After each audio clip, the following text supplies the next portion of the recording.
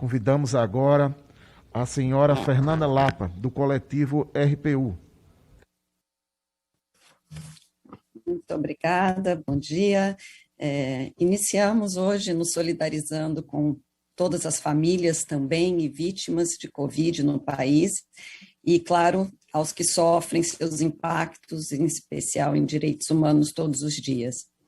Nos juntamos aqui com o representante regional da ONU, Yan Yarab, para afirmar com ele, e com as Nações Unidas que ninguém deve ser deixado para trás. Cumprimentamos o presidente, deputado Carlos Veras, e em nome dele cumprimentamos todas as pessoas da mesa e as que aqui nos acompanham. E parabenizamos novamente a criação deste Observatório Parlamentar da RPU. Aqui o coletivo que vou falar, tanto tem acompanhado a sua criação. Sou Fernanda Lapa, do Instituto de Desenvolvimento e Direitos Humanos, e falo aqui hoje em nome de um coletivo chamado Coletivo RPU Brasil, que também é inovador na região que vivemos. Bom, o Coletivo RPU é uma coalizão de mais de 30 entidades de direitos humanos no Brasil que vem acompanhando o mecanismo da revisão periódica universal desde o primeiro ciclo, em 2008. Nos primeiros 2 ciclos, o foco foi aprender o mecanismo, assim como os próprios estados, e ver como melhor incidir antes e durante, seja divulgando e disseminando informação para a sociedade civil, pensando em especial no Brasil, a própria tradução das recomendações, seja elaborando relatórios para informar as Nações Unidas e outros países sobre a situação dos direitos humanos no Brasil. Após o terceiro ciclo, já sabendo um pouco mais como agir, vimos a necessidade de nos unir para trabalhar com o monitoramento e o seguimento dessas recomendações de forma coletiva. E por isso nossas ações se fortaleceram neste sentido do fortalecimento e da constituição desse coletivo RPU Brasil após 2018. O que fazemos então? Buscamos dialogar com o Estado brasileiro de forma transparente e participativa sobre os direitos humanos no Brasil.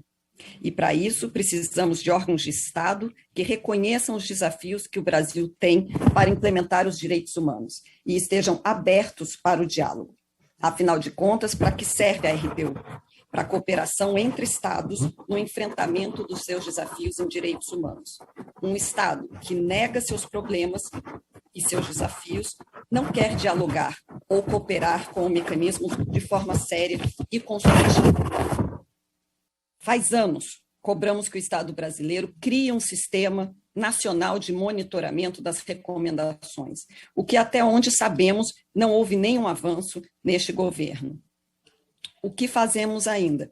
Dialogamos com embaixadas para o acompanhamento e seguimento dos cumprimentos das recomendações, cumpridas ou não, pelo Brasil. E, por fim de atividades, elaboramos relatórios, agora de forma coletiva, muito mais coordenada, com uma metodologia própria, sobre o grau ou não do cumprimento, então, dessas recomendações. Então, como exemplo, vou falar apenas dos 2 últimos, um de meio período, do mecanismo, da revisão, então, um relatório de meio período, que já foi mencionado aqui, que a sociedade civil também enviou em 2019, também pela primeira vez, e um mais recente, em 2020, de Covid-19, onde houve uma atualização desse relatório, então, feito de meio período. Eu queria apenas comentar que o nosso relatório de meio período foi elaborado e as suas informações estavam muito mais atualizadas e coerentes do que o relatório de meio período que está aí disponível, trouxe informações de políticas e de ações que já não existiam no momento que ele foi enviado. E acho que é importante ressaltar aqui que não é facultativo ao Estado brasileiro enviar este relatório, uma vez que ele fez um compromisso voluntário nos anos anteriores de que enviaria esse relatório, o que torna claramente uma obrigação internacional do Estado o envio deste relatório de meio período também. Então, em relação ao nosso relatório de meio período, das 242 recomendações aceitas pelo Estado, foram avaliadas 163. Dessas 163, 142 foram avaliadas como descumpridas, 20 como parcialmente cumpridas e apenas uma como cumprida.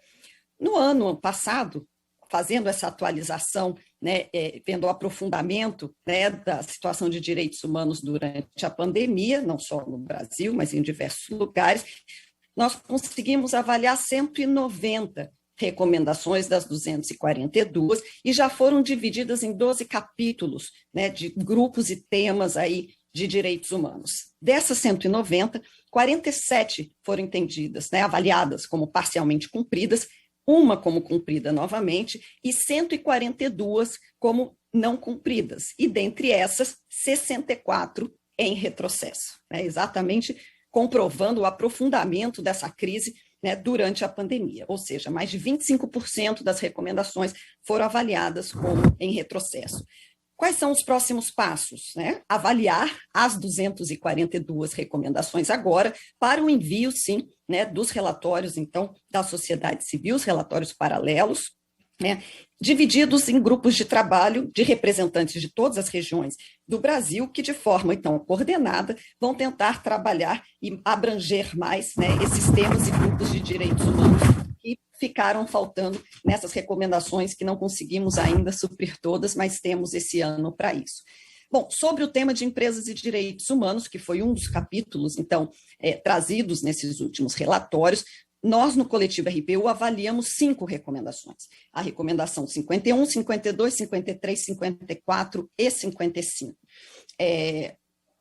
Bom, as recomendações, as 3 primeiras que estão sendo aqui mais destacadas sobre o Plano Nacional de Empresas e Direitos Humanos, foram entendidas como parcialmente cumpridas. A recomendação 54, que me parece bastante pertinente e importante, que fala exatamente em punir os responsáveis pelo rompimento das barragens de Mariana e Jacareí. Nem falei com o rapaz, que ele está ali. Foi entendida, foi avaliada como não cumprida. Né? E temos aqui o pessoal que participou desse relatório da sociedade civil, do movimento atingido por barragens, que vai falar mais sobre isso, sobre o problema, então, do acesso à justiça dos grupos atingidos. Já a recomendação 55 foi avaliada como não cumprida e em retrocesso, e que avaliava exatamente o impacto, né, dessa situação em povos indígenas.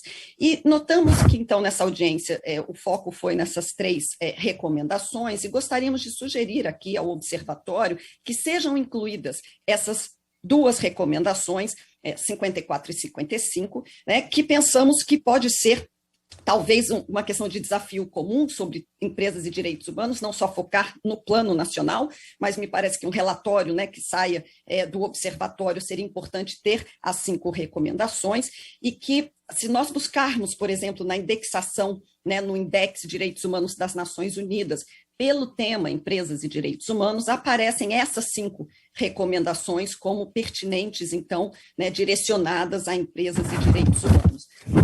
Esse é um desafio do Coletivo RPU também, que estamos enfrentando agora, né? Esse problema, ou desafio, melhor, de indexar, né, e fazer esse cruzamento das recomendações. Né? E nós estamos aqui, inclusive, nesse processo de ampliar o sistema de segmento dessas recomendações, e por isso até solicitamos aqui aos representantes das Nações Unidas que nos auxiliem, pois nossa ideia é exatamente ampliar este segmento das recomendações para outros mecanismos, como os comitês de tratados e os procedimentos especiais.